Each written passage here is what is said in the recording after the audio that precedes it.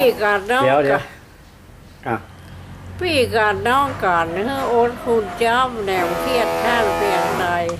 จะไปมั่มมืดดื่มไว้ในใจถ้าพี่ทำไรให้น้องช่วยช่างโอ๊ตชอบกินหวานโอ๊ตกันเนี่ยช่างจะมีเงินทองใจจ้อยพี่กับน้องกันที่เกียดอย่างโอ๊ตไว้จ้อยกันก็ได้ฟันอ่านอับจนใหญ่น้อยก้อยโลดหักกันเมื่อคืนเมื่อวันห้องหักกันได้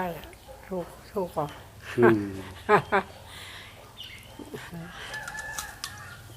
พี่กับน้องกันที่โอ๊ตคุณจำ